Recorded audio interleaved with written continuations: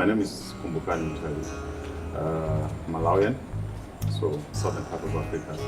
And I work with an organization called the African Fertilizer and Agribusiness Partnership as a monitoring, evaluation and planning officer. So my day-to-day work is basically to track project progress, to look at the successes of the project and any lessons that would inform the design of new projects. There are quite a number of takeaways. I think one that really stands out is just how Gandhi was able to bring together the tools that impacted almost the whole world. And one of the tools that I think really is a major highlight for me is the non-violence approach to changing systems and changing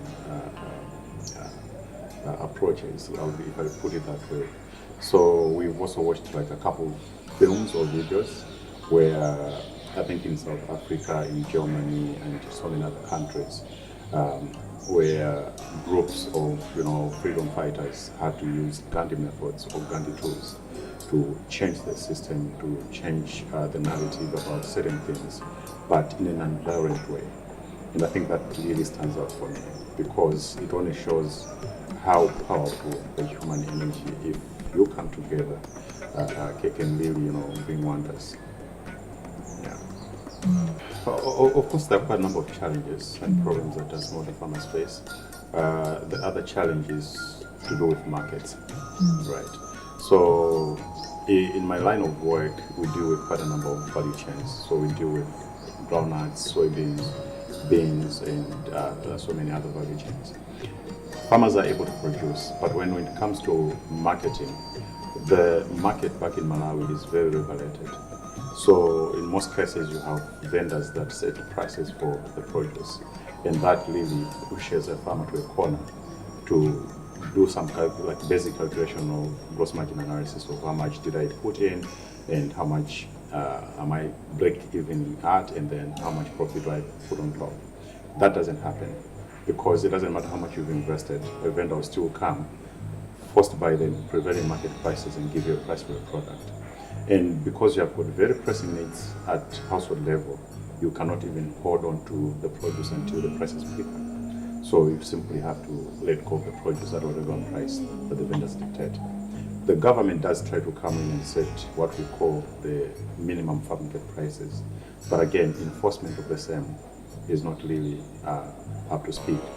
So vendors will still be able to get the produce at the lower price possible, much as the minimum farm gate price will be higher and more beneficial for the smallholder farmer. That aside, just the process of getting a cooperative registered and certified, it's an uphill task back in my home country.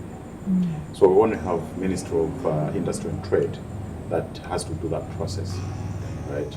But if, say, this process of having a cooperative registered and certified was privatized, maybe that way, like you have 3 or 4 more private institutions that help with training the cooperative, getting them registered and getting them certified.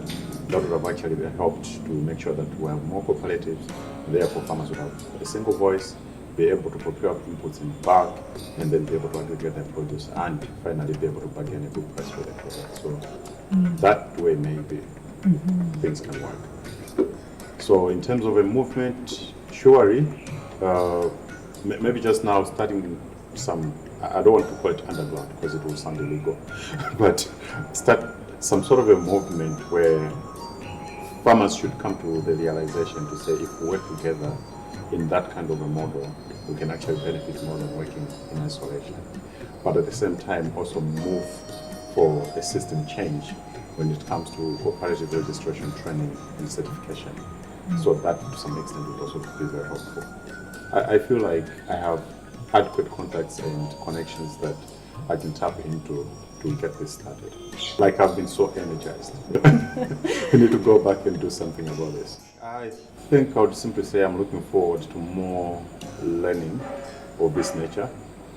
The approach that future generations takes is quite unique and I think more impactful.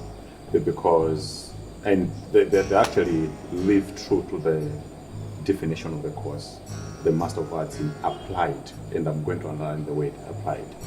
So it's not a case where you simply sit in a classroom and you have a professor in front of you, they talk about stuff, theoretical stuff, for hours and hours, and then you go write exams and you're done. No, it's how they bring you down to the ground to see the practicality of the things that you talk about in class and how you can go back and implement that. That's what I really love about this course, and I'm looking forward to more of that. Okay. Yeah. Sounds good.